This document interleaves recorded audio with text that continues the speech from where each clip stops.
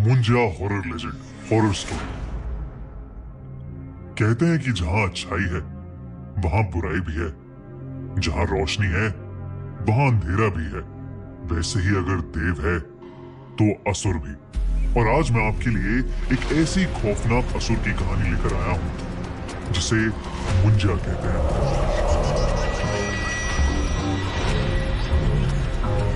Recently मैंने एक नई मूवी मुंजा का ट्रेलर देखा, जिसे देखकर मैं बड़ा इंप्रेस हो गया। पहले तो मुझे लगा ये कोई फिक्शनल कैरेक्टर है, लेकिन जब मैंने मुंजा के बारे में रिसर्च की तो मुझे पता लगा कि वो कितना भयानक है। ये कहानी अभिनव और जय की है, जो बचपन से ही बहुत अच्छे दोस्त थे। दोनों महाराष्ट्र के एक छोटे से शहर में पैदा हुए थे और समुद्र किनारे बसे उसी शहर में बड़े हुए थे। पर आज का दिन कुछ अलग था। आज अभिनव का 18th बर्थडे था। जय ने अभिनव के बर्थडे के लिए एक बहुत ही स्पेशल आइडिया सोच रखा था। वो अभिनव को रात 12 बजने से ठीक पहले ही एक बीच पर ले गया। पर 12 बजते ही जय ने अभिनव को हैप्पी बर्थडे विश किया और अपने बैग से एक शराब की बोतल निकाली। अभिनव वो बोतल देखकर थोड़ा चौंक गया। आज से पहले उन दोनों में से किसी ने कभी शराब को हाथ तक नहीं लगाया था। जय ने अभिनव से कहा कि ये उसकी बर्थडे सेलिब्रेशन का ही एक हिस्सा है। अभिनव भी अपनी लाइफ में एक नया एक्सपीरियंस लेना चाहता था, इसलिए उसने जय की बात झट से मान ली। वो दोनों समुद्र के किनारे काफी देर तक बैठकर शराब पीते रहे। कुछ देर बाद जय को जोर से टॉयलेट आ गया। वो उठकर एक पेड़ के पास टॉयलेट करने चला गया, लेकिन नशे में धुत जय ने ये देखा ही नहीं कि वो पेड़ कोई आम पेड़ नहीं, बल्कि एक पीपल का पेड़ था। टॉयलेट करते हुए अचानक से जय के सर पर एक पत्थर आ पड़ा। जय ने पेड़ की तरफ सर उठाकर देखा तो उसे वहां कोई नहीं दिखा। इतने में अभिनव भी उस पेड़ के पास आ गया। उसके हाथ में एक खाली बोतल थी और उसने मजाक में उस बोतल को जोर से जय के पास फेंका। वो बोतल सीधा उस पीपल के पेड़ पर जा लगी और उसके टुकड़े टुकड़े हो गए। और उस बोतल के पेड़ पर लगते ही एक अजीब सी आवाज आई। ऐसी आवाज जैसे कोई जानवर गुस्से में गुर्रा रहा हो। 1 मिनट के लिए अभिनव और जय दोनों ही शांत हो गए, लेकिन कुछ ही पलों बाद वो आवाज आना बंद हो गई। तभी अचानक से जय ने नीचे पड़े टूटे हुए कांच के टुकड़ों में से एक पीस उठाया और उस पेड़ के तने पर कांच के टुकड़े से अपने और अभिनव के नाम के फर्स्ट लेटर्स लिख दिए, A-J। जय ने पेड़ पर उस कांच को खरोचते हुए कहा, अभिनव, अब ये दिन हमें हमेशा याद रहेगा।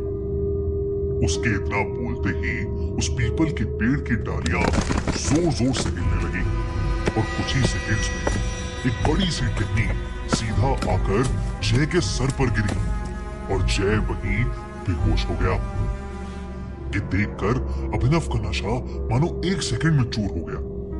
वो जल्दी से जय के पास गया और उसे होश में लाने की कोशिश करने लगा। तभी अभिनव को अपने पीछे से एक आवाज आई, मानो पेड़ से कुछ नीचे गिरा। अभिनव ने जैसे ही पीछे मुड़कर देखा, उसके पैरों तले जमीन खिसक गई। उसके ठीक पीछे एक काली सी परछाई थी, जिसकी 2 नीली आंखें अंधेरे में चमक रही थीं।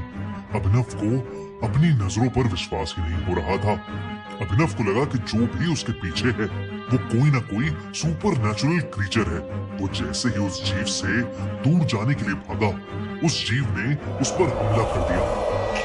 उसके बड़े बड़े नाखून अभिनव की पीठ में घुस गए, लेकिन चीखता हुआ अभिनव जैसे तैसे उस जीव की पकड़ से छूटा और वहां से दूर भाग गया।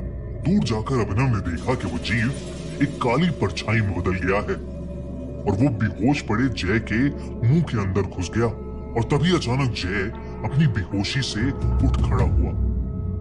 अभिनव दूर से उसका नाम बार बार पुकार रहा था, पर जय मानो सुन्न होकर एक ही जगह पर खड़ा था। उसकी आंखें पूरी तरह से नीली पड़ चुकी थीं और वो बस वहां एक पुतले की तरह खड़ा था। तभी अचानक से जय जमीन की तरफ झुका और उसने वहां पर पड़े टूटे हुए कांच का एक टुकड़ा उठा लिया और अपनी शर्ट फाड़कर अपनी छाती पर उसी कांच के टुकड़े से वो AJ लिखने लगा, ठीक वैसे ही जैसे उसने उस पीपल के पेड़ पर लिखा था। ये सब देखकर अभिनव की रूह कांप गई थी। सुबह के 5 बज चुके थे और समुद्र के ऊपर से अब सूरज उगता दिखने लगा था। जय के ऊपर जैसे ही सूरज की रोशनी गई, जय अचानक से होश में आ गया। ऐसा लग रहा था कि जैसे उसे अपने साथ हुई कोई भी चीज याद नहीं थी और वो अपने सीने पर बने घाव को देखकर बहुत ज्यादा घबरा गया था। उसके बाद वो दोनों चुपचाप अपने घर चले गए। उस दिन शाम होते ही जय की तबीयत खराब होने लगी। जय अपने बिस्तर पर लेट तो गया, पर उसे बिल्कुल भी नींद नहीं आ रही थी। उसके दिमाग से उस जीव की शक्ल निकल ही नहीं रही थी। तभी जय को अपने कमरे से किसी के गुर्राने की आवाज आई। आवाज ठीक वैसे ही थी जैसी उन्हें कल उस पेड़ के पास से आ रही थी। जय इतना घबरा गया कि उसने डर के मारे अपनी आंखें बंद कर ली और चादर को अपने मुंह पर चढ़ा लिया। कुछ ही पलों बाद वो आवाज आना बंद हो गई और कमरे में एक सन्नाटा हो गया।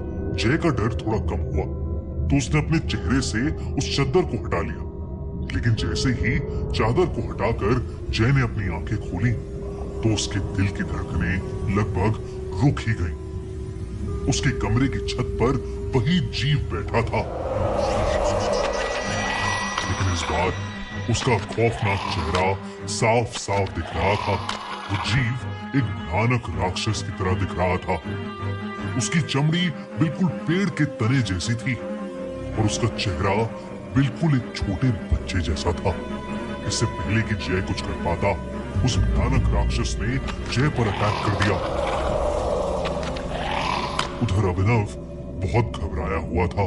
जब उसके पापा ने उससे उसके घबराहट की वजह पूछी तो उसने अपने पापा को पूरा किस्सा बताया कि उनके साथ पिछली रात क्या हुआ था।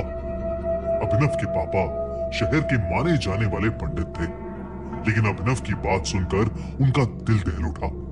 उन्हें समझ आ गया कि उनके बेटे अभिनव और उसके दोस्त जय के ऊपर मुंजिया का साया आ चुका है।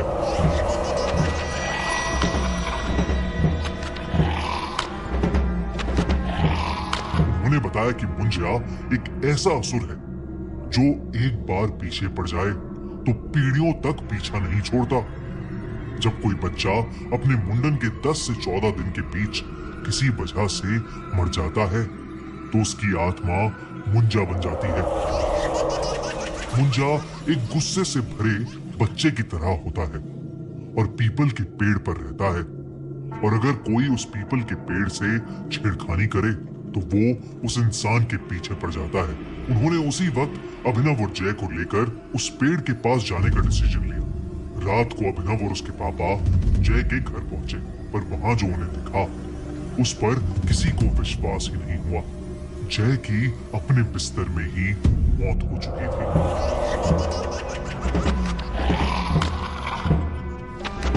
उसके चेहरे पर ऐसा एक्सप्रेशन था मानो मरने से पहले उसने अपनी मौत को करीब से देखा हो। अभिनव के पिता ये देखकर चिंता में आ गए। वो अभिनव को लेकर फौरन उस पीपल के पेड़ के पास पहुंचे और अभिनव के पिता ने उसी समय उस पेड़ के सामने एक छोटी सी पूजा करके उस मुंजा से हाथ जोड़कर माफी मांगी। वो कई घंटों तक पूजा करते रहे और उस मुंजा से माफी मांगते रहे। जैसे ही सूर्योदय हुआ वो दोनों अपने घर वापस आ गए। उस दिन के बाद से अभिनव को कभी वो मुंजा नहीं दिखा, लेकिन अभिनव ने अपने सबसे करीबी दोस्त को खो दिया था। आज भी अभिनव शराब को हाथ नहीं लगाता और रात के समय पीपल के पेड़ के पास से कभी नहीं गुजरता। दोस्तों, मुंजा बहुत ही खतरनाक है और मुंजा की एक ऐसी दिल दहला देने वाली कहानी लेकर आ रहा है मैडॉक फिल्म्स, वही मूवी प्रोडक्शन हाउस जिसने स्त्री और भेड़िया जैसी फिल्म्स बनाई हैं। एक यंग लड़का बिट्टू जब अपने गांव जाता है तो उसे अपनी फैमिली के एक सीक्रेट के बारे में पता चलता है और तब उसका सामना होता है एक बदले से भरे मुंजिया से। क्या बिट्टू मुंजिया से अपने प्यार और अपने आप को बचा पाएगा? क्या वो अपनी फैमिली को उस भयानक मुंजा से प्रोटेक्ट कर पाएगा? जानने के लिए देखिए मुंजा 7 जून को थिएटर्स में रिलीज हो रही है, जिसके लिए मैं बहुत ज्यादा एक्साइटेड हूँ। और अगर आप भी मेरी तरह एक्साइटेड हैं, तो थिएटर्स में मुंजा मूवी को देखना मत भूलना। इनफैक्ट हम आपके लिए लेकर आए हैं एक गिव अवे कॉन्टेस्ट, जिसमें आप जीत सकते हैं मुंजा के फ्री मूवी टिकट्स।